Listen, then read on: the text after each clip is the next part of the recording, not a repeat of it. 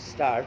Sir, the Essential Commodities Act was passed 5 years ago, and when the minister yesterday came with an amending bill, we expected that he would give us a brief report on the working of this measure for the last few years. Stop.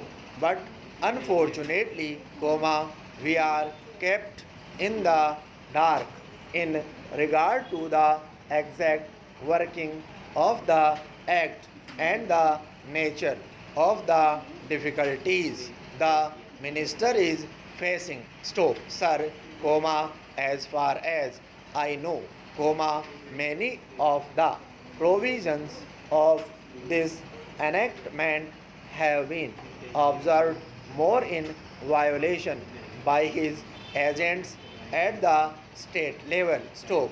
The food minister may be very earnest, may be very able and may be very anxious to see that the various provisions of the act are implemented in the most effective manner at the state level.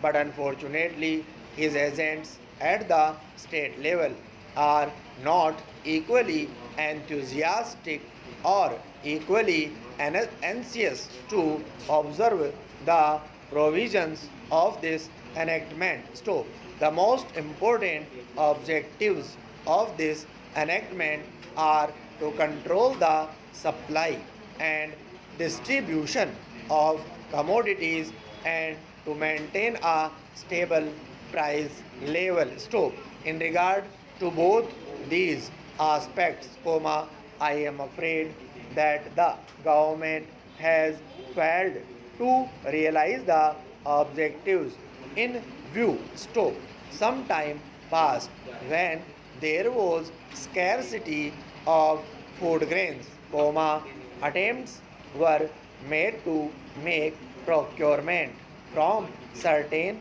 wholesale merchants and from rice mills. Stop. In my own state, I know of many instances of such procurement where, after making known that certain things had to be done and certain steps had to be taken by the merchant community, nothing was done later on by the government, when they found that these very orders of the government were violated. Stop.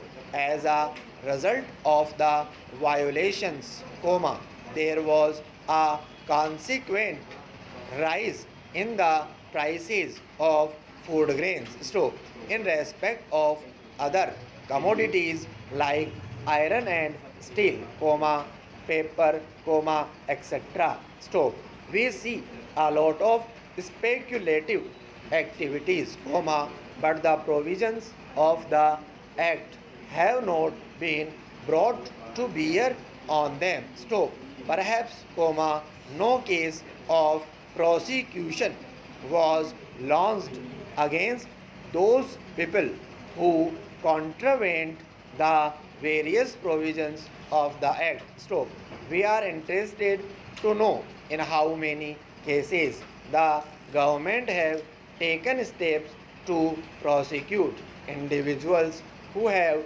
violated the various sections of the act. So, the minister said that the powers under the act were not adequate. So, we sympathize with the food minister, but I want to know what action has been taken in this regard by the various state governments. So,